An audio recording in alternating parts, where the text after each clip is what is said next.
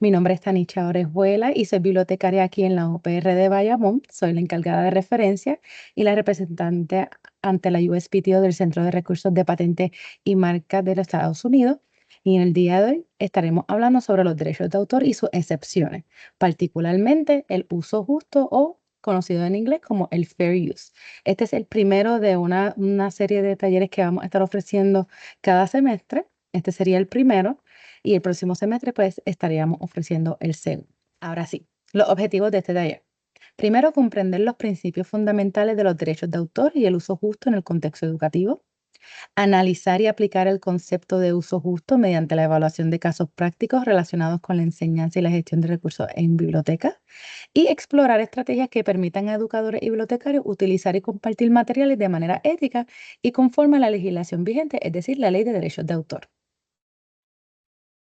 También es muy importante, soy bibliotecaria, todo este taller tiene un fin educativo, no debe interpretarse como asesoramiento legal ni pretende interpretar la jurisprudencia vigente. Así que toda la información que vamos a compartir hoy es limitada debido al tiempo que tenemos y tiene ¿verdad? Los criterios fundamentales, los conceptos esenciales de este tema, pero no es exhaustivo.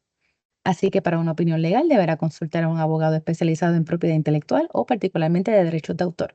También todas las imágenes presentadas en esta obra tienen sus propios derechos de autor, así como van a estar identificadas y sean compartidos por propósitos educativos no comerciales, igual que toda esta presentación.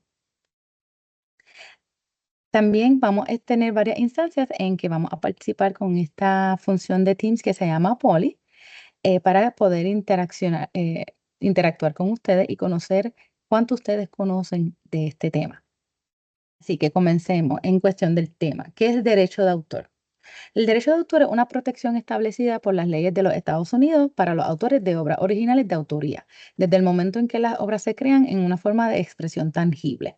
En el taller de hoy nos vamos a centrar en los derechos de autor de la Oficina de Derechos de Autor de los Estados Unidos y no necesariamente en los derechos morales que tenemos los puertorriqueños o los residentes de Puerto Rico en nuestras obras. Así que es el gran énfasis con las directrices y criterios que ofrece la Oficina de Derechos de Autor de los Estados Unidos. Ahora, ¿cuál es el derecho en sí? ¿Qué derecho tiene el autor original de una obra? El autor de una obra tiene el derecho de reproducir la obra en copias o fonogramas. Tiene el derecho exclusivo de preparar obras derivadas, es decir, un libro adaptado a una película. Eso sería una obra derivada a la película que es basada en el libro. Asimismo, la distribución de copias o fonogramas al público, sea para la venta o una transferencia de propiedad, alquiler, arrendamiento o préstamo. Es decir, el autor tiene toda la decisión de qué se hace o qué no se hace con su obra. También tiene el derecho a interpretar la obra públicamente si se trata de una obra musical, dramática o coreográfica, una danza, por ejemplo, una pieza de teatro, una puesta en escena, una pantomima, una película o cualquier otra obra audiovisual. Esta incluye video. Exhibir la obra públicamente, si es una obra musical, dramática, coreográfica, igual. Y este derecho también aplica a las imágenes estáticas o individuales de una película o una obra audiovisual, es decir, los frames de esa película, que aunque sea una imagen estática de un recurso audiovisual, también te has protegido de esa exhibición.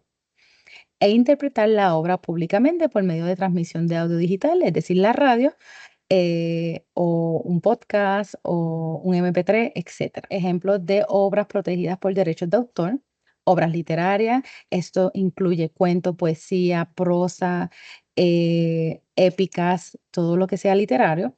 Obras musicales, esto incluye las partituras también, las melodías, las grabaciones sonoras de los samples, por ejemplo, en la música. También obras dramáticas, desde el guión hasta la puesta en escena. Pantomima, obras coreográficas, obras pictóricas, gráficas y escultóricas, es decir, monumentos en cualquier tipo de material, imágenes estáticas también, películas y otras obras audiovisuales. Estas incluyen también videos, incluso los videos de Instagram, los Reels, los videos publicados en YouTube también están protegidos por derechos de autor. Grabaciones sonoras, entiéndase MP3 o cualquier tipo de reproducción auditiva, y obras arquitectónicas, en los diseños arquitectónicos de edificios, casas, etcétera. Es importante que podamos distinguir qué protege y qué no protege los derechos de autor debido a que existen 4 tipos de propiedad intelectual. Así que, ¿qué cosas no protege los derechos de autor?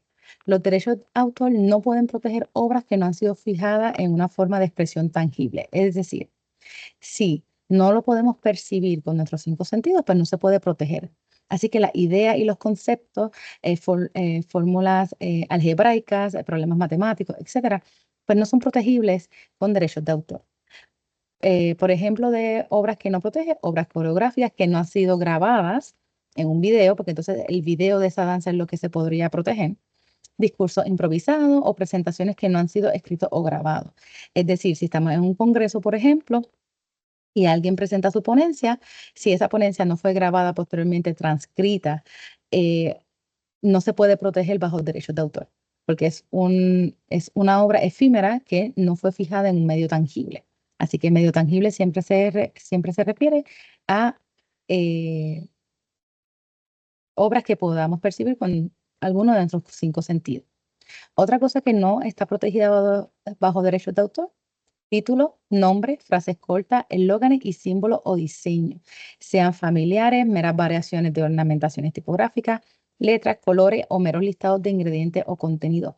Y aquí es importante conocer la diferencia, porque títulos, nombres, frases cortas y eslóganes o símbolos o diseños pudiesen ser protegidos bajo otro tipo de propiedad intelectual, que serían las marcas comerciales.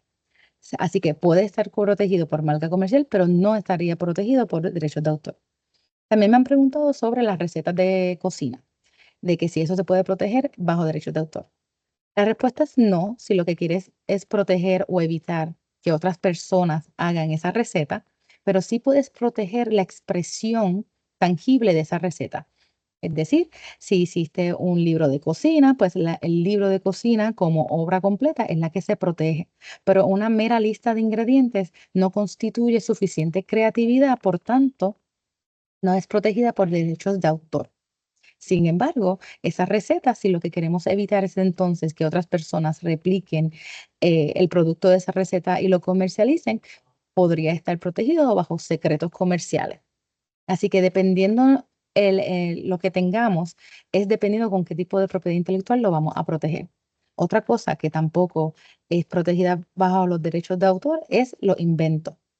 Un objeto, un proceso, una formulación química, eso no estaría protegido bajo derechos de autor, pero si yo, por ejemplo, creé un carro, pues el carro como objeto no está protegido bajo derechos de autor, podría estarlo por patente de invento, pero el manual sobre ese carro, dibujos de ese carro, eh, anuncios comerciales con ese carro, eso sí estaría protegido bajo derechos de autor. ¿Dudas, preguntas hasta el momento? ¿Tengo preguntas en el chat? Perfecto, pues continuamos. Recuerden. Mm, mm.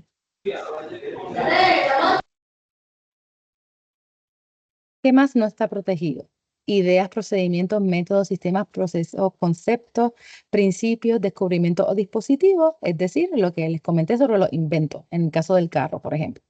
Obras que consisten en su totalidad de información que es de propiedad común y que por tanto no contienen autoría original, porque son públicos. Por ejemplo, calendarios, tablas de peso, estaturas, cintas métricas, reglas, listados o tablas tomadas de documentos u otras fuentes públicas. Por ejemplo, el gobierno público de Puerto Rico, pues toda la documentación tiene un fin público, es decir, automáticamente no tiene derecho de autor, así que es documentos que están abiertos al público. Así que no pueden ser utilizados, o una persona no puede tomar, por ejemplo, el reglamento de la UPR y tratar de registrarlo como un propio, porque la fuente ya es pública de por sí. Ahora, ¿cuáles son las limitaciones de esta protección legal de los derechos de autor? Todas las leyes relacionadas, particularmente la Ley de los Derechos de Autor de 1976, que es la que tenemos vigente, protegen solamente la forma de expresión original del autor, no el tema de lo escrito. Es decir, yo no puedo decir que esta idea es completamente mía, por ejemplo, que las escobas vuelan por sí solas y que más nadie puede utilizar esa idea. Podríamos argumentarlo si vemos un tipo de plagio en otra obra que se está basando o se está inspirando sustancialmente en la obra nuestra, pero si esa expresión, si esa idea, ese concepto no fue expreso en un medio tangible, pues no se podría entonces validar si hubo o no violación a los derechos de autor. Aquí les di el ejemplo que ya se los di anteriormente sobre el manual y la máquina. La máquina en sí no tiene protección bajo derechos de autor, la podría tener bajo patente con invento, pero sí la descripción, las imágenes, las ilustraciones, el manual que se haga de ese invento, eso sí podría estar protegido bajo derechos de autor. El registro. Una preguntita por aquí. Si pudiese explicar lo de los Reels de Instagram. Pues si se refiere a eso, los Reels de Instagram se entenderían como un video. Es decir, si volvemos aquí a la diapositiva de qué sí puede proteger, perdónenme, que está un poquito turbio.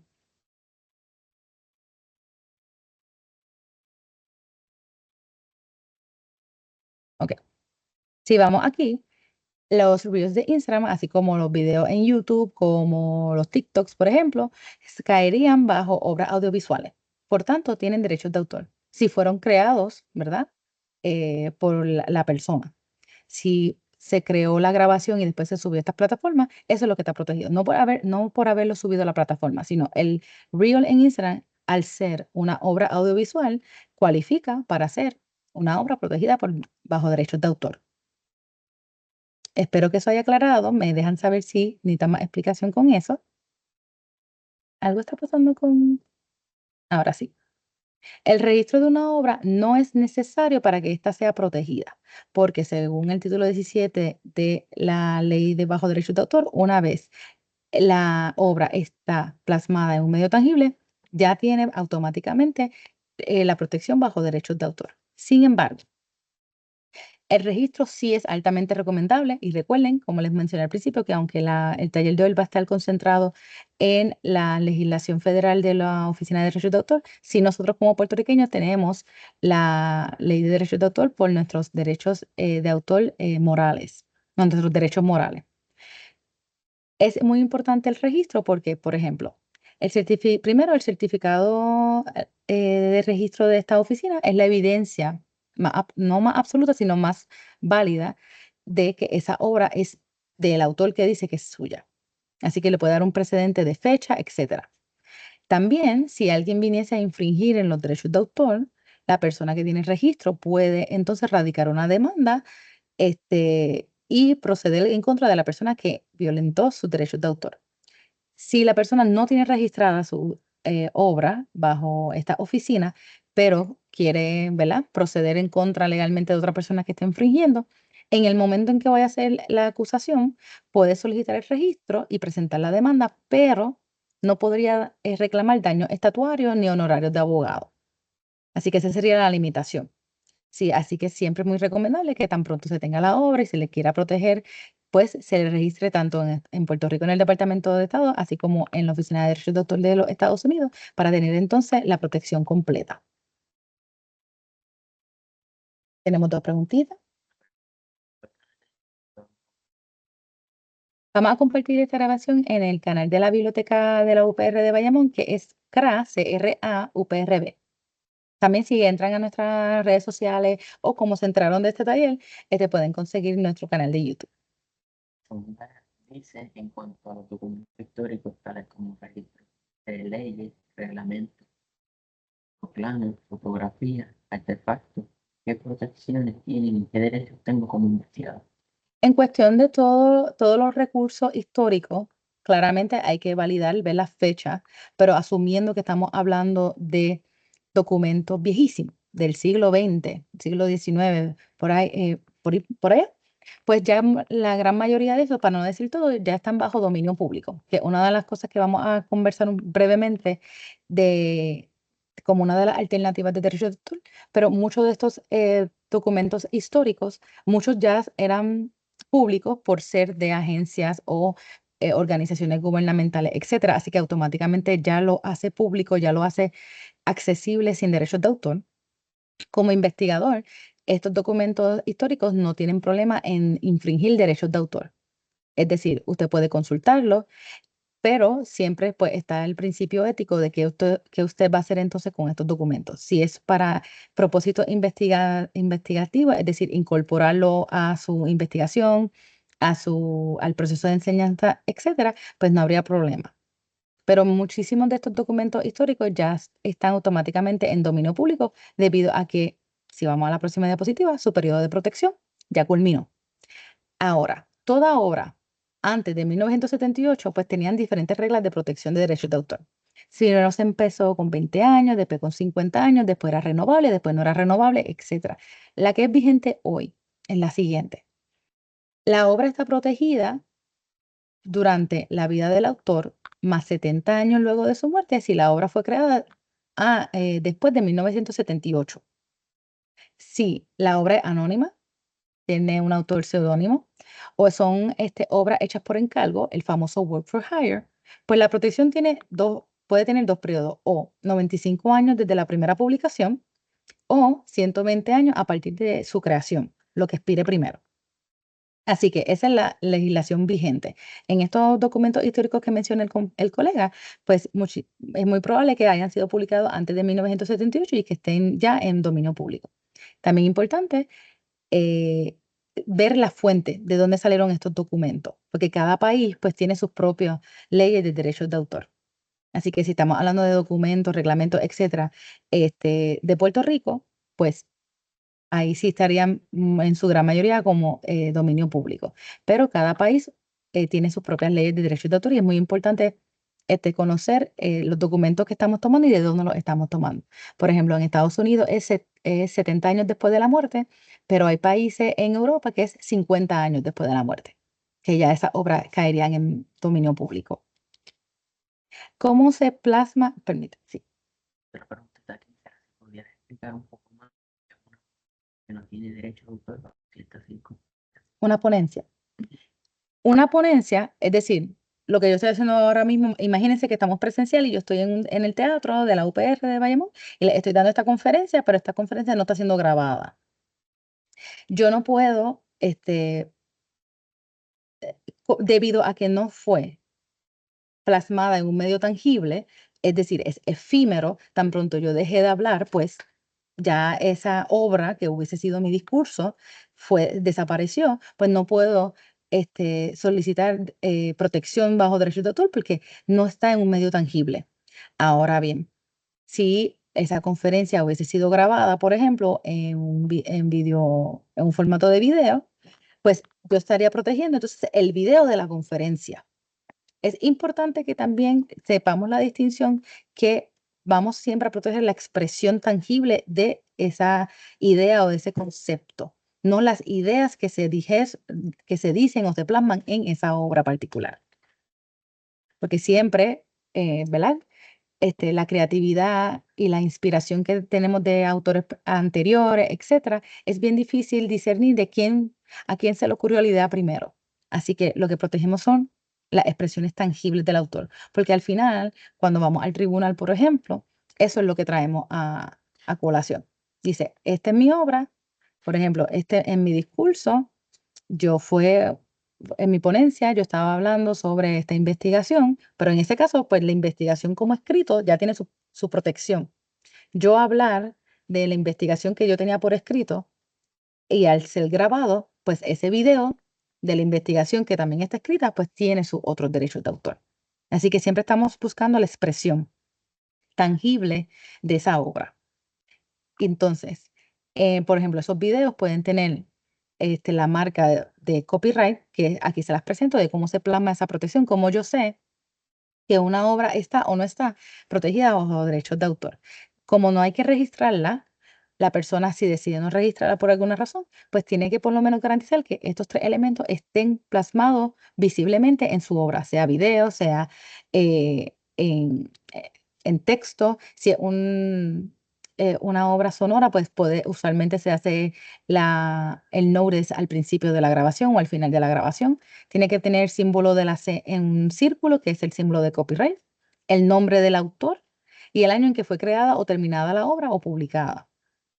Así que ahí es que vamos a plasmar y decirle entonces a la otra persona, esta obra está protegida por los derechos de autor. Si usted quiere hacer algo con esta obra, me tiene que pedir permiso. ¿Tenemos otra pregunta? Se pregunta cómo, como autor, de que el medio escrito se convertiría en un objeto tangible versus la acción. Repíteme la pregunta. Como autor de la ponencia, el medio escrito se convertiría en un objeto tangible versus la acción. Ok, sí, pero como autor de la ponencia, el medio escrito se convertirá en el objeto tangible versus la acción. Sí, ok. Nosotros como creadores, como autores de obras originales, lo tenemos aquí en la mente. Cuando está en la mente, no es protegible bajo ninguna circunstancia, bajo nada, legalmente hablando. Cómo usted exprese esa obra y lo vuelva tangible, es lo que va a ser protegido. El medio escrito, esa investigación escrita en papel, en computadora, en libro, en revista, etcétera, está protegido por los derechos de autor por ser una obra literaria. Si usted tiene una ponencia, un discurso y se graba, usted es, o quien grabe realmente, pues, con su permiso o no, tiene derechos de autor sobre esa grabación. La acción, si es efímera, si no se vuelve tangible, no puede ser protegida. ¿Qué ocurre? En los congresos o en foros internacionales, simposios, etcétera, quien graba, en este caso usualmente es la organización que planifica y hace la actividad, es el dueño de esas grabaciones, de esos videos, pero siempre le piden o deberían pedirle a los ponentes su autorización para ser grabado su imagen y voz. En ese caso, si es una ponencia en un congreso, por ejemplo, ¿y quién grabó? ¿El congreso? Pues esas grabaciones son del congreso. Si usted tenía a su papá frente a usted grabando con su celular, pues esa grabación es de su papá. Quien tiene derecho a difundir o no esa grabación, a hacer copia, a alterarlo, etcétera, sería quien grabó ese discurso. Por eso es que los derechos de autor, recordemos, no pueden proteger ideas ni conceptos, porque esos no son tangibles, sino protegen la expresión tangible de esa idea y concepto. Sé que es un poquito abstracto, pero debido a la abstracción, a lo abstracto de la idea y concepto, es la limitación también de los derechos de autor. Dice, las ideas no se pueden proteger porque no son tangibles. Yo no sé qué estoy protegiendo. Espero que eso haya aclarado la duda. Continuamos. Ahora, ¿cómo evito infringir en obras de derechos de autor? Hay varias maneras. No hay varias, hay cuatro. Hay cuatro maneras. La primera, pedir permiso por escrito al autor o dueño del derecho de autor. Es importantísimo que podamos identificar quién es el dueño de los derechos de autor, que no siempre es quien creó la obra. Puede que sí, puede que no.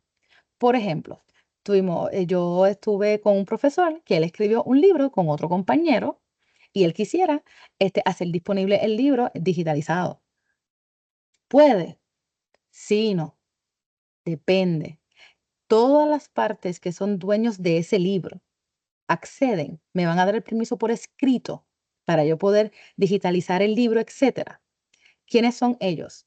El autor, el profesor en este caso, el colega con quien escribió.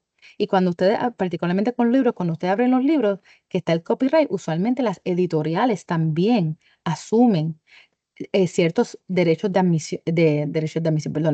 derechos de autor. Así que en una obra, en un libro, por ejemplo, yo puedo tener varios dueños. Yo puedo tener el autor quien escribió, un autor, la editorial también tiene derechos de autor.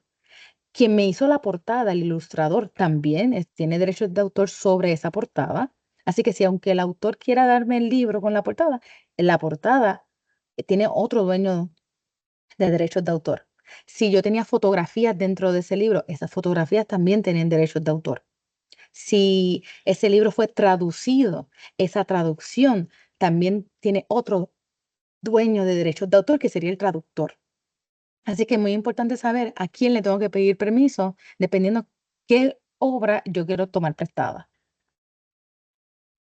Ahora, la segunda forma, que siempre es la más sencilla, la que yo siempre recomiendo, porque pues, ahí nos evitamos cualquier tipo de lío legal, que es utilizar obras que estén entonces en el dominio público. Cuando estábamos hablando de los documentos públicos, los documentos generados por organizaciones gubernamentales, que naturalmente son eh, textos, documentos accesibles y públicos, es decir, nadie te puede decir que no lo puedes reproducir, pues ahí es donde cae el dominio público.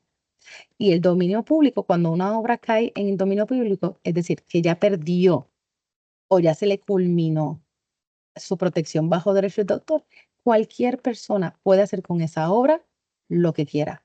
Tiene la libertad de copiar, compartir, alterar, modificar o construir a partir de, es decir, hacer obras derivadas de esa obra original, porque ya nadie te puede decir, no puedes hacer eso.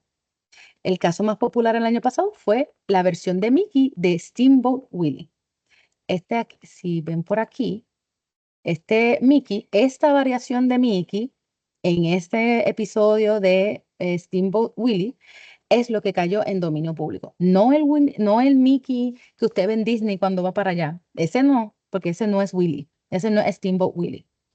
Este año, porque todos los primeros de enero de cada año entran a dominio público muchísimas obras, el primero de enero 2025 entraron a dominio público toda obra publicada en 1929, entre ellas Popeye. Y con Popeye es muy interesante porque hay un debate de que si Popeye se pone fuerte con la espinaca está en dominio público o no. Y se está haciendo una investigación a ver si qué versión de Popeye, además de esta que ven en pantalla, está en dominio público. Sí, ¿cuándo fue que el autor de Popeye trajo a reducir que Popeye se ponía fuerte con la espinaca? Igual. Otra manera de evitar infringir, utilizar obras bajo licencia de Creative Commons, que es un proyecto, una organización sin fines de lucro internacional que busca flexibilizar las restricciones que da los derechos de autor, el copyright. Y aquí pueden ver en ese espectro, el copyright es derecho exclusivo. No puedes hacer absolutamente nada, no puedes compartir, no puedes distribuir, no puedes display, no puedes interpretar, no puedes hacer nada con mi obra y la vamos flexibilizando hasta que lleguemos a dominio público, que es que todo el mundo puede hacer lo que quiera. Y en ese in-between hay varias regulaciones que el autor propio dice que quiero hacer con esa obra. Que la puedes usar, pero me tienes que atribuir, la puedes usar, pero no puedes hacer dinero de ella, etcétera. Esto va a ser un tema de un próximo taller, así que se las digo así, se las menciono por encimita, pero no es el enfoque del día de hoy. Sí,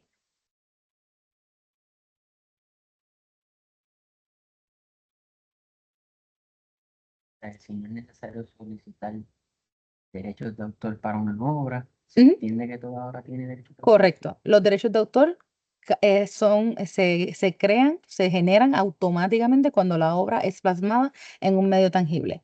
En el día de hoy, yo terminé esta presentación y ya tiene derechos de autor.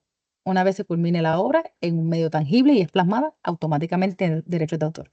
Pero como les mencioné anteriormente, tiene sus limitaciones el no registrarla. Particularmente las restricciones yacen en cuando se quiera proceder legalmente contra alguien que esté infringiendo en derechos de autor. En ese momento es cuando el registro es lo más importante. ¿Ok? Pero automáticamente la obra es creada, ya tiene sus derechos de autor. Ahora, regresando, el último método que tenemos para evitar infringir en derechos de autor es el uso justo. Y esto fue una doctrina que existe desde que desde la Ley de Derechos de Autor para educadores, bibliotecarios y archivistas puedan utilizar obras protegidas bajo copyright sin el permiso explícito del autor. Es decir, yo puedo utilizar esta obra sin tener que pedir permiso, solamente para educadores, bibliotecarios y archivística. Es bien específico por la naturaleza de estas profesiones, que es educar, enseñar o preservar la cultura. Ahora, ¿qué es uso justo? Fair use, que es como más se conoce porque en inglés, permite utilizar porciones limitadas de una obra con fines tales como crítica, comentarios, reportajes de noticias, enseñanza, erudición, es decir, scholarship e investigación. Si usted va a utilizar, Si usted es educador, bibliotecario o archivista y va a utilizar la obra que todavía está protegida bajo copyright para una de estas funciones, puede cualificar para fair use. Si usted lo va a utilizar para criticar, para comentar, para reportajes de noticias, pues usualmente se refiere a los periodistas que también tienen una libertad particular con este caso, enseñanza, erudición e investigación.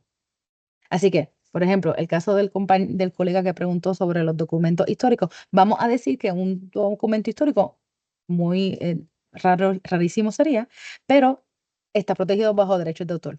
Pues como investigador, para propósitos de investigación, podría utilizar esa obra protegida porque tiene fines de investigación. Pero eso no es tan sencillo, no es tan fácil. Y para efectos de este taller, yo lo centré con los ejemplos y los escenarios que vamos a explorar a los educadores, bibliotecarios y archivistas. No mencioné a los periodistas ni nada de eso porque eso no es el enfoque. Como fair use es una doctrina dentro de la ley de derechos de autor, es bien subjetivo y es bien caso a caso. Por tanto, solo un juez puede determinar si el uso que se le dio a esa obra protegida bajo copyright fue o no usada bajo uso justo. No yo, no usted, no la bibliotecaria de su institución, no, solamente el juez cuando eso venga a colación, cuando hay una alegación de violación de derechos de autor, el juez, dependiendo del caso, con la evidencia que se traiga, es quien determina si fue o no fue. Así que, ¿qué les voy a enseñar? ¿Verdad? ¿De qué vamos a hablar ahora? Vamos a hablar de los criterios que el juez va a considerar para ver si hubo o no hubo un uso justo de esa obra. Importante. Son 4 criterios, 4 factores que vamos a considerar, pero tienen que cumplirse los 4. Siempre se ven holísticamente. Siempre van a haber estos factores en conjunto. No es como un checklist de, pues cumplió 1 de 4, pero eso es suficiente. No, tiene que los 4 no tener cuestionamiento. Sí.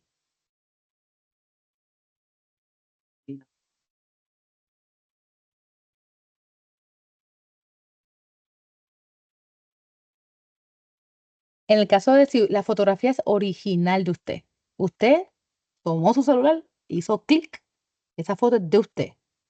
Si usted tiene 2 opciones, puede colocarle el símbolo de copyright, la C con el ciclo, ponerle su nombre y la fecha, o el nombre del autor si tiene un seudónimo, y como un watermark en la imagen. Y ya usted está notificando que esa imagen es suya. Si usted quiere protegerla bajo las licencias de Creative Commons, usted va a la página de creativecommons.org y usted ahí ingresa su obra y unos detalles que le piden y ellos le generan el pequeño logo que vieron anteriormente, déjenme presentárselo por aquí, les genera este logo según los permisos que usted quiere prestar y se lo coloca a su fotografía. En el taller de Creative Commons vamos a hablar más sobre eso, pero sí, asumiendo que la foto es de usted y usted la tomó.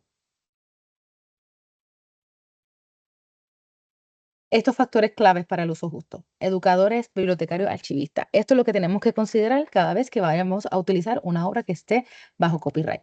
Primero, el propósito y carácter de uso, la naturaleza de la obra protegida, la cantidad y sustancialidad de la porción utilizada en relación con la obra protegida en su totalidad, el efecto del uso en el mercado potencial o el valor de la obra protegida por derechos de autor.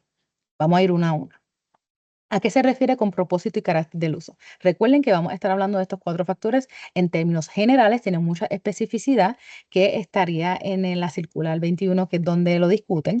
Aquí, esta cita que hay aquí, The Reproduction of Copyrighted Works by Educators and Librarians, están todas las especificaciones y sin embargo ese documento no es exhaustivo, así que tengan eso en mente. Pero propósito y carácter de uso se refiere si el material original va a ser transformado una vez vaya sido incorporado para la clase, para el curso, para la investigación, etcétera, incluyendo si el dicho uso de esa obra tiene propósitos comerciales o simplemente fines educativos sin ánimo de lucro. Si usted va a hacer dinero de esa obra, pues ya podría ser problemático para usted confirmar o usted probar de que en efecto fue uso justo. Porque uso justo, la venta, la comercialización no es uno de sus criterios, no es uno de sus propósitos. Así que automáticamente al querer comercializarlo ya no se puede justificar como uso justo. Naturaleza de la obra protegida. Usualmente las obras no ficción o de informática, pues tienen más, ¿verdad? Mayor uso o están mejor defendidas bajo uso justo que las obras de ficción debido a la naturaleza de su contenido, es decir, la creatividad y originalidad de esa idea plasmada en esas obras de ficción. Pero sí es posible. Esta siempre es la que más, ¿verdad? Más problema trae, más cuestionamientos trae, más no sé cuánto puedo usar, el cuánto puedo usar de una obra. En cuestión de extensión y brevedad, no hay una cantidad de palabras súper específica, una cantidad de páginas. Sin embargo, estos son los criterios o las instrucciones que se nos dan para nosotros evaluar si estamos usando una obra bajo uso justo. Por ejemplo, una obra, pues un capítulo de un libro, siempre y cuando ese capítulo no sea el 10% de la obra completa. Un artículo de una revista o periódico, un cuento, un ensayo breve, un poema corto, ya sea o no parte de una obra colectiva. Por ejemplo, uno de los guidelines que se nos da es que si es un poema no puede ser más de 250 palabras el poema. Si es un ensayo breve es menos de 2.500 palabras. Son pequeños detalles que podemos utilizar para orientarnos. Un cuadro, un gráfico, un diagrama, un dibujo, una caricatura, una imagen de un libro, revista o periódico. También podríamos usarla. Por ejemplo, cuando les mostré, aunque era dominio público, cuando les mostré la carátula del libro de Arthur de Sherlock Holmes, pues al yo utilizar solamente la portada para fines educativos, como es el de hoy, pues yo lo puedo justificar como uso justo. Ahora, profesores que están en su salón de clases, sea físico o sea virtual. ¿Cuál es la cantidad de páginas que yo pudiese compartir? Perdóneme, la cantidad de copias que yo pudiese compartir. Pues no más de una copia por estudiante en el caso de los profesores presenciales. Y el uso en cuestión de nuestros compañeros que dan clases virtuales o profesores que dan clase presencial pero utilizan la plataforma de Moodle, Canvas, Blackboard, etcétera, etcétera. El uso y acceso a esa obra protegida, a esa porción de esa obra protegida, debe limitarse durante la duración del curso particular y quienes pueden tener acceso pueden ser solamente los estudiantes que están matriculados en ese curso, en ese semestre, ese trimestre, ese cuatrimestre. Tan pronto ellos terminan el curso, ellos tienen que haber perdido el acceso a esa obra. Eso es muy importante. Ahora, las porciones de una misma obra, no es que usted va a coger el capítulo 1, el capítulo 6, el capítulo 10, el capítulo 13 de un mismo libro, porque las instancias, las porciones de una misma obra no pueden resultar en la obra completa y no pueden resultar en una cantidad sustancial de la misma. Por ejemplo, si en un mismo libro usted ya cogió 4 capítulos, ya usted se pasó del 10% de ese libro. Así que ya podría estar infringiendo en derechos de autor. Ahora, no es que en el mes de enero usted digitalizó, vamos a decir, el capítulo 1 y después en marzo el 2 y en abril otro más. No importa cuánto tiempo pase in between, entre esas porciones, no pueden sumar la totalidad o parte sustancial de esa obra. Otra delimitación, otro consejo que se les da es no se debe usar más de 2 porciones de obras de un mismo autor. No más de 3 porciones de la misma obra colectiva, entiéndase antología, eh, eh, colección de cuentos, etcétera, o volumen de una publicación periódica. No es que vamos a utilizar 7 artículos de una misma revista, de un mismo volumen, del issue X. Y esta es otra, ¿verdad? Este último punto es el más controversial porque es el más pues, difícil, que es que la porción utilizada, no importa si fue un solo capítulo, no importa si fue el poema de 250 palabras, no importa si fue el ensayo de 2.500 palabras dentro de esta colección de ensayos, no importa si fue 2 páginas, no importa si fueron 3 segundos de la canción, si la porción utilizada se considera el corazón de la obra, estaría infringiendo en derechos de autor. ¿Quién determina el corazón de la obra? Se vería en juicio entonces. El autor original argumentaría, usted argumentaría y el juez decidiría. Así que, como podemos ver, es complejo saber qué podemos usar, cuánto podemos usar, pero esas son las directrices generales. El efecto en el uso del mercado potencial. Si el uso del material u obra limita la capacidad del autor original de generar ingresos por dicha obra, no se considera uso justo. Este elemento más importante porque si usted digitalizar el libro completo y ponerlo en Moodle evita que los estudiantes compren el libro del autor, eso estaría entonces infringiendo el derecho de autor porque usted está afectando la capacidad de ingreso de ese autor. Y eso no es lo que buscan los derechos de autor. Los derechos de autor, como toda propiedad intelectual, lo que busca es que el autor original, el inventor, sea remunerado por el trabajo que hizo, por la creatividad, para incentivar a que las personas creemos. ¿Ok? Ahora, vamos a evaluar los siguientes escenarios. Disclaimer, ¿verdad? Por completar la apariencia, los siguientes escenarios fueron creados con la asistencia de esta herramienta de inteligencia artificial que es ChatGPT. No obstante, fueron revisados, fueron alterados, fueron cambiados, fueron comprobados por esta servidora. Pero comencemos. El escenario 1. Uso de materiales en el salón y en el entorno virtual. El profesor Juan Pérez imparte un curso de historia contemporánea en la Universidad X. Como parte de la unidad sobre la Guerra Fría, decide utilizar un capítulo del libro Historia del siglo XX, que fue publicado en 1994, de Eric Hobsbawm. 1917, él nació en 1917 y murió en el 2012. El profesor fotocopia un capítulo completo del libro y lo distribuye en clase a sus alumnos en formato impreso. Alternativamente, escanea el capítulo y lo sube a la plataforma Moodle del curso accesible solo para sus estudiantes. Ahora vamos a evaluar el caso del profesor Juan Pérez según los 4 criterios que hemos hablado. Primero, ¿cuál es el propósito del uso? Fines educativos es para su clase. Sin embargo, si el capítulo representa una parte sustancial de la obra, es decir, si es el corazón de la obra, y el libro está disponible comercialmente, es decir, que después de Moodle, aunque Moodle tiene unas restricciones bastante claras, podría entonces considerarse reemplazo del mercado legítimo. Es decir, si el profesor o los estudiantes deciden que esa digitalización, sacarla de Moodle y venderla por ahí, pues ya estaría infringiendo. Así que si él se mantiene con fines educativos para la enseñanza y como dijo en su caso, solamente un capítulo y asumimos que no es el corazón de la obra, vamos a asumir que no es el corazón de la obra y lo distribuye solamente a sus alumnos y solamente lo tiene accesible a sus estudiantes de ese curso y cuando el curso se acabe se va, check, cumplió con propósitos de uso. La naturaleza de la obra, check, porque una obra académica publicada no es una obra de ficción, así que siempre son mucho más fáciles ese tipo de obra. Cantidad y porción utilizada, volvemos. Si solo se usa un capítulo y el libro es extenso, porque tenemos que ver ese capítulo en proporción con la obra completa, razonable.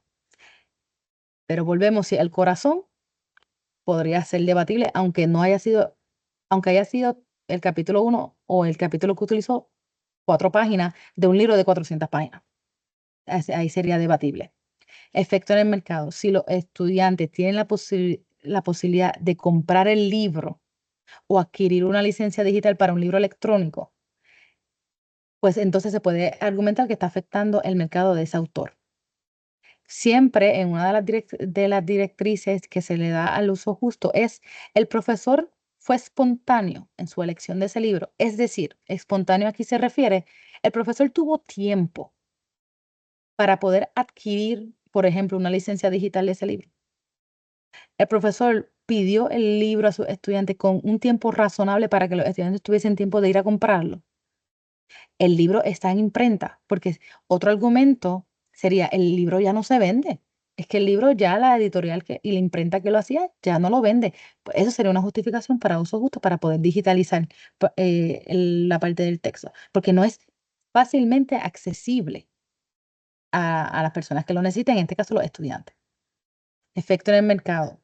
Es muy importante porque no queremos, como intelectuales, como profesionales, como educadores, afectar a otros productores de creaciones y de libros, etcétera. Si la universidad tiene acceso a una copia legal en su biblioteca digital, se debería redirigir a los estudiantes ahí en lugar de hacer copia. Por ejemplo, si la biblioteca, claramente esto depende de la biblioteca y no estamos hablando de libros de texto, porque libros de texto pues, están diseñados para ser comprados por estudiantes y ser utilizados durante todo el curso. Así que excluyendo libros de texto, vamos a hablar de libros más generales, este libro de historia. Si se le solicitó a la biblioteca con tiempo y la biblioteca puede adquirir una copia legalmente, pues que los estudiantes vayan a consultar el libro en la biblioteca. Entonces, ahí sería más argumentable el uso justo.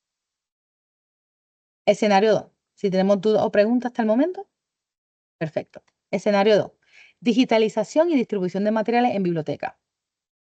La biblioteca de la Universidad X recibe numerosas solicitudes de estudiantes para acceder al libro Fundamentos de Economía de Gregory Mankiewicz, el cual es parte del programa obligatorio de la carrera de Administración de Empresas. O sea, tenemos un libro requerido. La biblioteca digitaliza el libro completo y lo sube a su repositorio digital. Permite que cualquier estudiante lo descargue libremente sin restricciones de acceso o autenticación. Vamos a evaluar el caso de esta biblioteca X. Bajo el factor de propósitos de uso. Aunque el propósito es educativo, también una biblioteca académica, la digitalización completa, sin restricciones, se asemeja más a la distribución ilegal. Es decir, primero, de que no se puede digitalizar una obra completa a menos que haya una justificación. Por ejemplo, los archivistas, ellos pueden digitalizar una obra completa porque tienen propósitos de preservación de esa obra para mantener la existencia de esa obra en este otro formato digital. Eso se justifica en cuestión de los archivistas. Pero si la digitalización completa de esa obra es para que el estudiante no lo compre, pues no. La naturaleza de la obra. Se trata de un libro de texto comercialmente disponible, lo que generalmente pesa en contra del uso justo. Si el libro se pudo haber comprado, si los estudiantes pudieron haberlo comprado, no se justifica que entonces se adquiera, se digitalice y se adquiera, porque el libro todavía existe y hay otras alternativas para adquirir el libro. Igual en las bibliotecas podrían hacer préstamos digitales, sí. Aquí los estudiantes o usuarios que usan sus celulares para sacar fotos de los libros en la biblioteca están violando los derechos de uso justo. ¿Cómo se puede trabajar en esos casos? ¿Y cómo se les debería orientar? En el caso de los estudiantes usuarios, les voy a repetir la pregunta a quienes no han visto el chat. Los estudiantes usuarios que usan sus celulares para sacar fotos de los libros en la biblioteca están violando los derechos de uso justo. Ok, los estudiantes no tienen derecho, por decirlo así, a la doctrina de uso justo. Solamente los educadores, bibliotecarios, archivistas. Un estudiante como consumidor no lo estaría protegido bajo uso justo. Pero en el caso de los estudiantes, es dependiendo para qué lo están haciendo. Si el estudiante, y siempre se le dice al estudiante en la biblioteca, usted puede tomar fotos del libro siempre y cuando no violente los derechos de autor. Y se le da una orientación o se le puede orientar de que la misma orientación que le estoy dando a ustedes. ¿Para qué tú quieres tirarle foto a ese libro? Porque voy a estudiar y no me puedo llevar el libro. O el libro no sale de la biblioteca. O yo solamente necesito este capítulo, no me quiero llevar el libro entero. Ok, pues se le explica.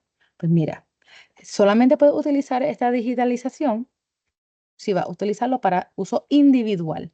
No va a ser divulgado en ninguna plataforma. No va a comercializar el libro, no va a vender la de digitalización. Y cuando se le menciona, se le trata de instruirle, ok, solamente toma la foto a lo que tú necesitas realmente, que no puedes venir en otro momento a consultarlo. Si es un ejercicio de matemática, quieres tomarle una foto para tenerla, etcétera. Pero si es para digitalizar el libro entero, pues no. Se le orienta al estudiante, ahora bien, como bibliotecarios, como educadores, no nos hacemos responsables del malpractice de los estudiantes. Si yo le dije al estudiante, no hagas eso, no lo venda, eso es para tu uso individual, no haga eso, y el estudiante lo hizo como quiera, es responsabilidad y las consecuencias legales recaen al estudiante porque él fue quien infringió los derechos de autor. No fui yo como biblioteca que le dio acceso al recurso. Quien hizo el malpractice fue el estudiante, no la biblioteca. Ahora bien, en este escenario 2, si la biblioteca es quien digitaliza el libro ilegalmente y lo distribuye, pues ahí sí, la violación de derechos de autor recae en la biblioteca, no en el estudiante. Espero que eso haya aclarado. Cantidad y proporción, si digitaría el libro completo, no es uso justo. El uso justo generalmente permite fragmentos, capítulos, porciones, qué es lo necesario. Y siempre se le insta a los educadores, ¿qué de toda esta obra realmente necesitas para el curso? ¿Realmente necesitas? Si necesitas el libro entero, solicitar al estudiante que compren el libro entonces. o que adquieran el libro. O utilizar opciones de Creative Commons o de dominio público. Efecto en el mercado: al ofrecer el libro completo gratuitamente y legalmente, la biblioteca reduce la necesidad de comprarlo a sus autores originales. Y por eso es que la biblioteca pues tiene muchas licencias de acceso digital o tenemos nuestras colecciones de adquisición que vamos entonces adquiriendo libros legalmente, velando los derechos de autor de esos autores. Pero esa digitalización no puede ser sin permiso. Sí puede ser a solicitud. Por ejemplo, nosotros tenemos aquí en la Biblioteca Vaquera nuestra reserva digital. El profesor puede decir, mira, necesito que este capítulo esté disponible para los estudiantes y yo no quiero pasar el trabajo de digitalizarlo, ponerlo en Moodle, quitarlo cuando el tiempo se acabe. Yo no quiero bregar con eso. Pues nosotros tenemos ese servicio que el profesor nos identifica, le decimos ¿verdad?, las limitaciones para no violentar derechos de autor. El profesor decide en cuestión de contenido y nosotros entonces lo colocamos en Moodle y cuando se acabe el semestre, pues lo removemos. Le ponemos una contraseña que los estudiantes tienen que usar para ingresar, que eso es también otro filtro que se le puede colocar para validar que esa información o ese uso de esa obra protegida no es accesible a todo el mundo. Tercer escenario, que esto es una pregunta que he tenido con muchos profesores. Uso de imágenes, video o texto en presentaciones académicas. La profesora Ana Rodríguez imparte un curso de cine y sociedad en la Universidad X. Para analizar el uso del simbolismo en el cine contemporáneo, decide mostrar a sus estudiantes varias escenas de la película Parasite de 2019, Parásito en español, durante una sesión virtual en Zoom. La profesora Ana selecciona fragmentos clave de la película que suman un total de 10 minutos de la película. Comparte los fragmentos durante la clase virtual sin permiso del titular de los derechos, es decir, lo proyecta durante la clase en Zoom, graba la clase que está proyectando la película y la sube a la plataforma Moodle para que los estudiantes puedan revisarla después. Vamos por los factores. Propósito del uso. ¿Es con fines educativos? Sí, es para la clase. No tiene intención de lucrarse, no es que llevase el dinero de haber proyectado fragmentos de esta película. Sin embargo, grabar y distribuir esa clase con el material podría considerarse una difusión no autorizada, porque es la grabación, aunque en Zoom está grabando esos fragmentos de la película, y ahí podría argumentarse. Recuerden que no somos jueces, así que no le podemos decir sí, no cumplió, sino qué cosas despertarían un cuestionamiento. La naturaleza de la obra: es una obra audiovisual creativa protegida y comercialmente disponible, sea en el cine, sea en streaming services, etcétera. Tenemos una duda aquí. Una pregunta. Sí. Como bibliotecario, usualmente tengo disponible de manera digital la portada, la hoja de información de la publicación, la página del título y las páginas que contengan tablas de contenido o índice. Para estos fines de referencia rápida, ¿podría ser viable compartir o tener disponible digitalmente este material? Para quienes no estén leyendo el chat, les voy a repetir la pregunta. Como bibliotecario, usualmente tengo disponible de manera digital la portada del libro, hoja de información de la publicación, la página del título y las páginas que contengan las tablas de contenido índice. Para estos fines de referencia rápida, podría ser viable compartir o tener disponible digitalmente este material. No habría problema si es con propósito informativo, debido a que esos pedazos que me mencionas no contienen contenido sustancial de la obra en sí. Se podría argumentar que lo está utilizando para orientar al usuario a utilizar ese recurso que tú le estás recomendando. Porque es, por ejemplo, cuando cuando nos quieren recomendar películas, pues nos dan la carátula de la película. Cuando nos quieren enseñar el libro, dicen, mira, esta es la portada del libro que tienes que buscar. Pero esa portada del libro, aunque sí tiene derechos de autor, sea del diseñador de portada o del ilustrador, no está siendo utilizada para fines comerciales ni tampoco para fines dudosos, como sería hacerlo pasar esa portada por otro libro que no es. Así que si son para esos fines de informar, esas páginas, la portada, la hoja de información, título y tablas de contenido, se podría justificar. Incluso muchas editoriales en línea, si ustedes van a comprar libros, usualmente ese es el preview del libro que te permiten, para que tú sepas más o menos de qué trata ese libro. Así que en ese caso no sería difícil argumentar que se está infringiendo derechos de autor, si esa es la limitación que se está haciendo con esos fines. En el caso, volvemos a las imágenes y video en presentaciones del profesor, la naturaleza de la obra. La película está protegida. Sin embargo, aunque los fragmentos están utilizados para fines analíticos, porque asumimos que entonces la discusión era vamos a analizar el simbolismo en esta película, pues entonces podemos argumentarlo. Puede ser defendible. Porque recuerden que esto es todo, imagínense todos estos criterios, todos estos casos, cómo usted lo va a presentar y cómo lo va a argumentar en tribunal. Si si el autor original lo acusa de infringir derechos de autor. Cantidad y proporción utilizada. Usar fragmentos breves y esenciales para la enseñanza es más aceptable para mostrar la película entera, pero no sabemos si esos clips que sumaron 10 minutos son el corazón de esa película. Así que eso habría que ver cuáles clips, cuántos clips y cuáles clips. Cuántas imágenes, cuáles imágenes, cuántas páginas del libro, qué páginas del libro. El efecto en el mercado. Si la profesora hubiese proyectado los 10 minutos de la recopilación de clips en una clase en vivo que no ha sido grabada, efímera, y solamente los estudiantes que estén dentro del salón de clase, que es un espacio cerrado, y los estudiantes están matriculados, pues podríamos argumentar que tiene un menos impacto económico, porque no fue que se presentó la película entera y no fue que se quedó a la perpetuidad. Así que ahí podríamos argumentar y no caería en piratería necesariamente. Pero si esa grabación queda accesible o disponible permanentemente, pues entonces ahí sí hubiese un problema. Porque recuerden, no solamente, aunque sabemos cuántos clips, porque fueron 10 minutos, no sabemos cuáles clips fueron. Y en este caso de las películas, particularmente los videos, si el estudiante, vamos a decir que los 10 minutos suman el corazón, el plot twist, el clímax de la película, el desenlace, lo que hace la película, lo que es, pues está disuadiendo entonces al estudiante a ver la película y por tanto eso se podría interpretar o podría tener la consecuencia de que el estudiante no ve la película, que también se interpreta como una ganancia a esa película, que serían los viewers. Así que ahí habría que considerarlo. Antes de pasar a nuestro cuarto escenario, quisiera también expandir un poquito en cuestión de imágenes y video.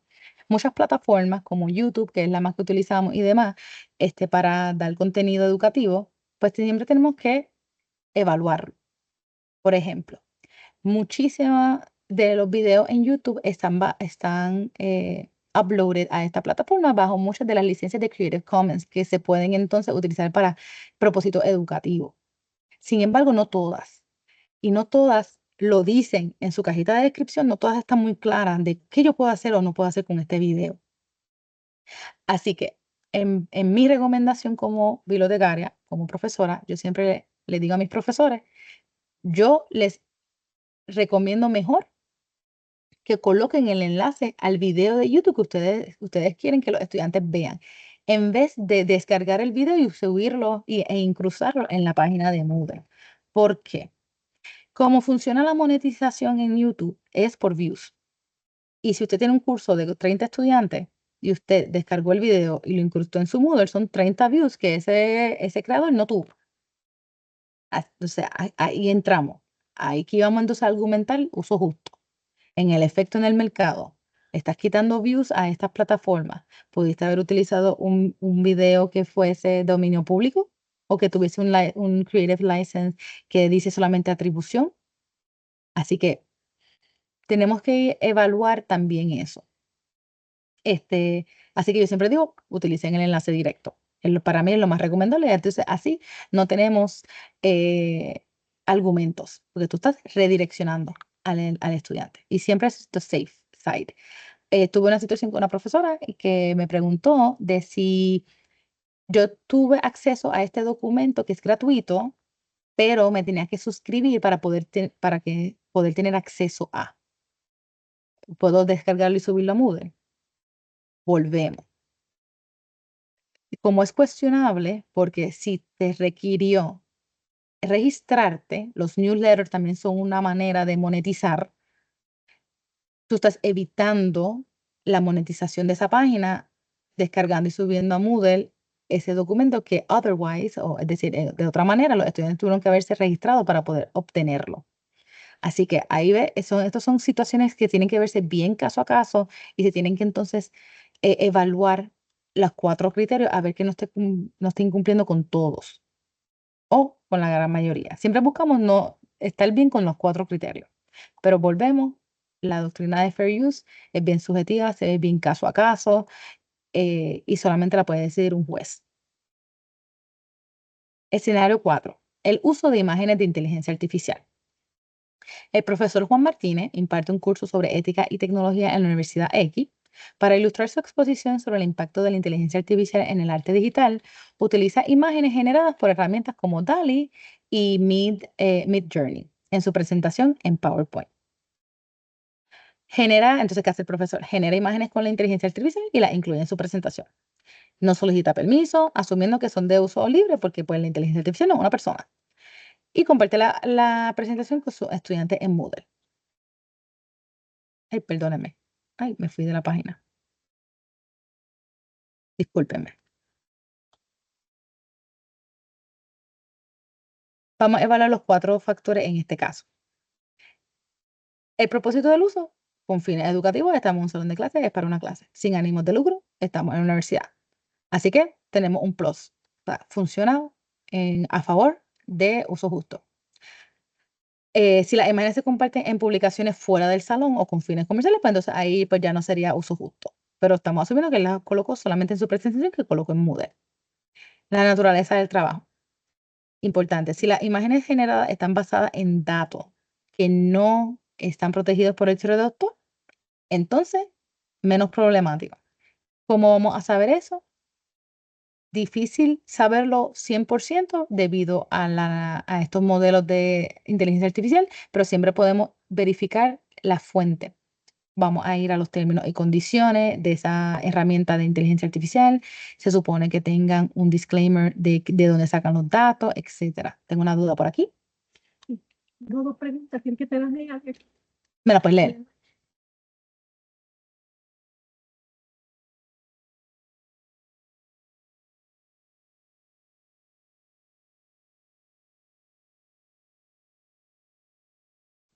¿No te deja hablar? Permíteme rapidito. No lo traje leer de nuevo, sino...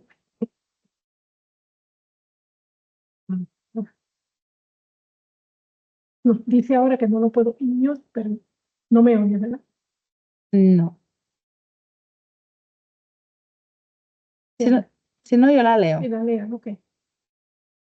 Sería, hay versiones de inteligencia artificial que son gratis. La información de esta tiene derechos de autor. Vamos con Jessica primero. Ok. ¿Qué ocurre con la inteligencia artificial? Que sería otro mundo aparte. Recientemente la Oficina de Derechos de Autor de Estados Unidos pues dio su segunda parte de sus nuevas instrucciones o su nuevo lineamiento o reglamento en cuestión de inteligencia artificial. Como máquina, como herramienta programática, no puede tener derecho de autor porque simplemente pues, no es humano. Ahora, ¿a quién le corresponden esos derechos humanos? Derechos humanos, perdóname. Derechos de autor, pues se entiende que no tiene, pero no sabemos qué datos está utilizando esa inteligencia artificial que está produciendo y podría que esa herramienta de inteligencia artificial esté utilizando obras que sí están protegidas por derechos de autor. Y entonces la inteligencia artificial está infringiendo y le produce una información que ya está infringiendo, entonces usted utilizarla, podría entonces usted caer en esa cadena, por así decirlo. Es un tema bien novedoso que todavía se está trabajando, así que esa es la idea general. En la próxima pregunta, en mi escenario, YouTube es uno de los espacios en la web que está bloqueado en el firewall. Utilizo algunos videos con fines educativos para que puedan acceder a ellos, pero descargando el video para poder compartirlo y está alojado en un canal privado de la empresa. Tiene también en el caption un disclaimer de uso justo. Puede ser discutido luego de este caso de estudio. Ay, perdóname. Leí el caso que no era una pregunta. En este caso, ¿verdad? Ahora voy a hacerle una pregunta, el caso de la colega, de que pues su institución pues no tiene acceso, tiene un firewall contra YouTube para que los estudiantes no puedan en el enlace llegar a YouTube. ¿Qué se haría en ese entonces si el descargarlo y colocarlo en una plataforma privada, en un canal privado, se justifica? habría que argumentarlo, porque siempre se busca, tenía que ser de YouTube, no pudiste haber encontrado el recurso en otra plataforma que sí estuviese públicamente accesible o que tu universidad o institución sí pudiese tener acceso. Eso siempre como que lo primero que podrían preguntar, pero después se puede traer el argumento de que no es que mi institución no me permite que los estudiantes lleguen a esa plataforma. Eso es un argumento que se traería y entonces se argumenta. No te puedo decir sí o no, pero es un argumento que se pudiese traer. Igual, que yo acredite una fuente y haga el disclaimer, no me exime de que en efecto no haya sido uso justo. Sí son buenas prácticas a tener, pero no son un escudo antibala necesariamente.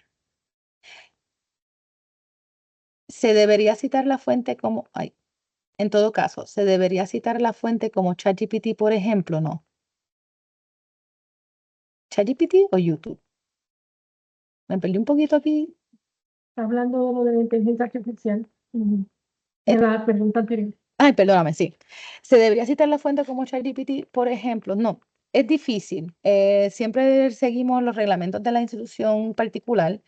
Hay muchas instituciones que no reconocen a ChatGPT como una fuente, que por tanto no es una fuente, es como un buscador. Pero sí puedes incluir, ¿verdad? Una buena práctica, una práctica ética es el disclaimer, ¿verdad? De que sí se utilizó algo de ChatGPT o se utilizó la herramienta, en dónde y para qué. Por ejemplo, en esta presentación yo les di el anuncio de que utilice ChatGPT para la formulación de estos escenarios imaginarios, pero solamente estos escenarios imaginarios que fueron posteriormente verificados y validados por mí. Así que siempre es importante la transparencia. Yo no voy a citar a ChatGPT como una fuente, pero sí yo voy a decir que lo utilicé y para qué lo utilicé y por qué lo utilicé. Así que es una buena práctica tener, especialmente con esta herramienta de inteligencia artificial. Si seguimos con el tercer criterio, en el caso de las imágenes generadas por inteligencia artificial, en cantidad y proporción. Aquí, como la inteligencia artificial en sí no tiene derechos de autor que reclamar, pues la cantidad y proporción, pues hay que ser bien juicioso uno. Si el profesor, por ejemplo, utiliza un número limitado de imágenes generadas por esta inteligencia, ¿verdad? Sé que todo el PowerPoint está lleno de las imágenes generadas, pues podría argumentar el uso justo, porque fue medido, fue limitado. Esa imagen fue generada por un propósito. Si se utiliza en gran cantidades, especialmente, es decir, pues yo ni voy a buscar imágenes de dominio público, yo ni voy a buscar ni voy a apoyar artistas y autores bajo licencias de Creative Commons, yo que me los dé la herramienta artificial, pues podría argumentarse en contra, podría ser cuestionable. Así que en cuestión de la cantidad de imágenes generadas que utilicemos, pues ser juicioso, que incluso, ¿verdad? Desde el principio que protege los derechos de autores, que es la creatividad y originalidad humana, siempre buscamos apoyar la creación humana, la originalidad y la innovación humana. Así que si necesita la imagen generada por inteligencia artificial, porque lo que usted quiere proyectar, lo que usted quiere plasmarle a su estudiante o su usuario, no hay un equivalente que lo haya hecho un humano, pues ni modo. Pero siempre buscamos una alternativa humana para no depender excesivamente de estas nuevas herramientas de inteligencia artificial. Y también una buena práctica ética sobre esta imagen generada, el disclaimer. Si es una imagen generada por inteligencia artificial, en el encabezado, perdóname, en el pie de la imagen generada por X herramienta de inteligencia artificial. Ahora también, muy importante, debido a que muchas de estas herramientas, no muchas, todas estas herramientas utilizan datos. ¿Qué datos? ¿Cuáles datos? Porque sí han habido instancias que muchas herramientas de inteligencia artificial utilizan sin el permiso de artistas reales, de humanos, sus obras para generar sus imágenes con un estilo similar, con una temática similar, con unos colores similares a la manera, al arte de un artista particular, pues podría estar infringiendo en derechos de autor porque la herramienta, por tanto, está infringiendo en derechos de autor. Y eso es un gran debate que se está teniendo estos años entre los artistas y estas herramientas de inteligencia artificial. Efecto en el mercado. Si las imágenes no afectan a artistas o creadores originales, es menos problemático. Pero volvemos, si nuestro principio es apoyar lo humano y la creación humana, pues si no queremos saber de las creaciones humanas y queremos solamente la de inteligencia artificial, pues entonces se argumenta este efecto en el mercado. Si las imágenes imitan estilos específicos o contienen partes de obras protegidas, podrían también infringir en derechos de autor. Porque que la máquina, que la inteligencia artificial haya hecho o haya tomado de una obra protegida y te la haya generado y te la haya dado a ti, no significa que no esté infringiendo en derechos de autor esa obra que tú, por tanto, estarías utilizando también. Ahora, esos son los 4 escenarios. Dudas, preguntas. Tuvimos el caso, vamos a recapitular antes de pasar a las herramientas de evaluación que podemos utilizar. Tengo aquí una pregunta. Sí, es solamente un comentario de otra persona que también tiene Firewall y que solamente los videos de YouTube los puede usar descargándolo. Este era un comentario de que estaban instituciones que pues también tienen el firewall con YouTube. Hay muchísimas páginas también que ustedes pueden utilizar. Este, no las tengo aquí on the top of my head para en cuestión de video.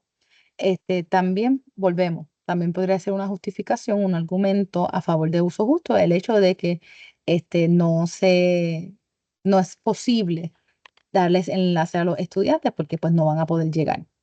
Así que eso también es un argumento que se podría contemplar. Igual, tratamos entonces también de cubrir los demás principios. Como sabemos, de que sea solamente a los estudiantes o los usuarios matriculados en ese curso en un tiempo limitado, una porción eh, justificada. Cuestión de YouTube, pues, si fuese el enlace, pues ellos pueden ver el video completo y no hay problema. En otros casos, pues habría que evaluarlo. En el primer caso, vamos aquí a regresar un momentito, vamos a repasar. El uso de materiales en salón y entornos virtuales con el señor Juan Pérez, importante, puede ser solamente una porción limitada que no sea el corazón de la obra. Lo puede distribuir una copia por estudiante si es impresa. Si lo va a colocar en una plataforma virtual, tiene que ser con contraseñas. Solamente los estudiantes matriculados pueden acceder durante un tiempo limitado. Si es un escaneo, por ejemplo. Escenario 2.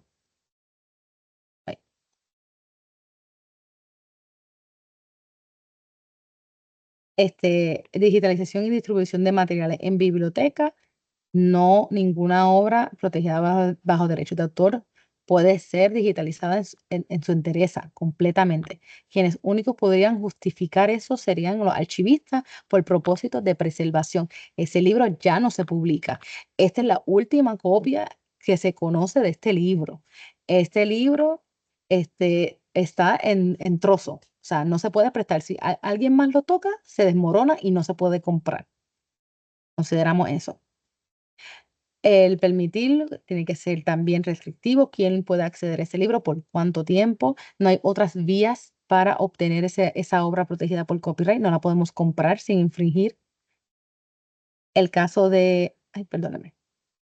El caso de las imágenes.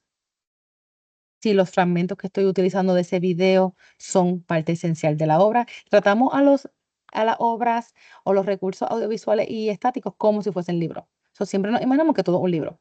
Así que si esa película dura hora y media, ¿cuánto tiempo estoy tomando de esa película? Es parte sustancial los pequeños clips que utilice. ¿Dónde los voy a proyectar? Los estudiantes van a poder tener acceso a esas proyecciones luego, sin mi consentimiento o luego del curso. Todos estos son los detalles que tenemos que entonces evaluar. Y con el uso perdóneme, eso se está moviendo. Ok. Y con el uso de, algo le pasa, perdóneme, algo le pasa a mi presentación que se sigue moviendo sola.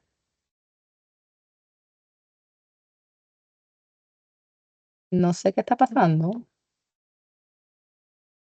Ok, discúlpenme. Ahora, sí han habido otras instituciones, usualmente son educativas, que generan estas calculadoras, estos pequeños, estas ayudas, estas herramientas para ayudarnos a evaluar si podríamos o no podríamos estar infringiendo en la doctrina de uso justo. Esta es la primera, que se llama The Fair Use Evaluator, que es una herramienta diseñada por Michael Brewer y la American Library Association on Information Technology Policy, con el objetivo de ayudar al educador a determinar el uso justo bajo esta ley de derechos de autor. Y también tenemos Fair Dealing Decision Tool del Concilio de Ministros de Canadá, la cual puede ayudarlo también en esa toma de decisiones. Y es como un quiz, perdóneme, que va entonces todos estos criterios que hemos hablado durante el día de hoy para hablar sobre es o no es, cómo podría tratar de, qué alternativas tengo en vez si no puedo utilizar esta obra por derechos de autor. Así que les dejo estas dos herramientas para que las tengan a su disposición. Les voy a colocar posteriormente el enlace. También cuando lleguen la evaluación también se les puede hacer llegar. También puedo copiárselo aquí rapidito. Se las voy a colocar en el chat.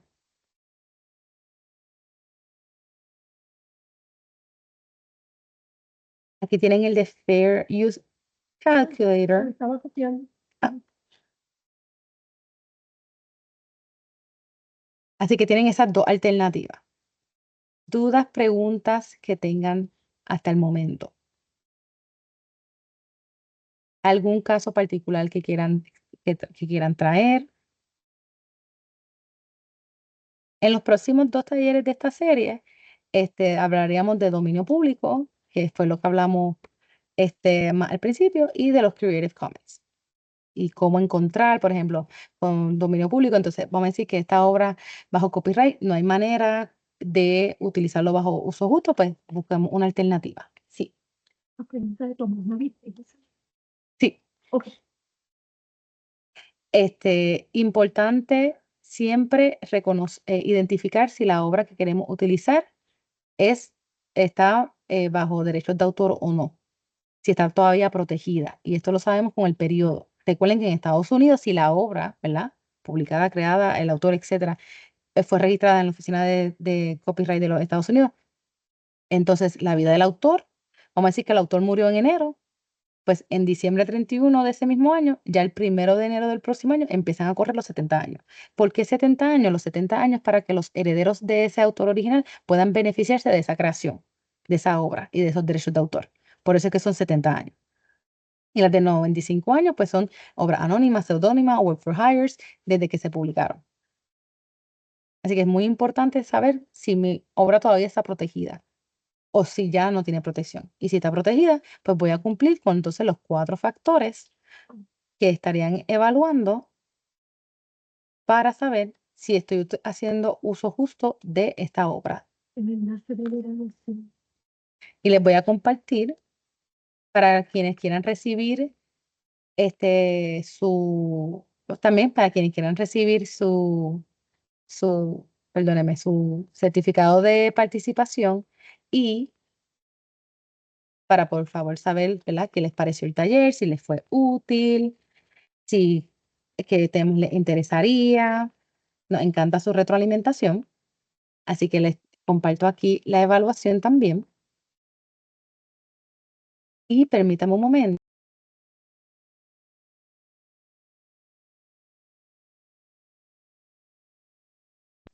Y recuerden, vamos a compartirles nuevamente el formulario para quienes quieran que estas horas contactos les sean convalidadas por horas de ética. Vamos a hacer la solicitud, pero deben llenar el documento. Tenemos el formulario de la evaluación y tenemos entonces el formulario para la convalidación de horas de ética. Importante que hayan asistido a más del 90% del taller para la convalidación de esas horas. Muchísimas gracias. También tienen aquí al final mi contacto por si tienen dudas o preguntas luego del taller. Posteriormente va a ser subido a la página de YouTube de la biblioteca, y muchísimas gracias a todos por su apoyo en las actividades de nosotros aquí en la biblioteca, y estamos para servirles y para ayudarlos en todo lo que tenga que ver con los recursos de información. Muchísimas gracias.